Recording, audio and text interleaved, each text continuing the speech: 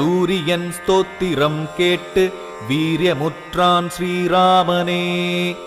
கருணை உள்ளம் கொண்டவன் தன் கவலைகளை கலைந்திட்டான். கதிரவன் துதியை பாடி மகிழ்ந்தான் ஸ்ரீராமனே.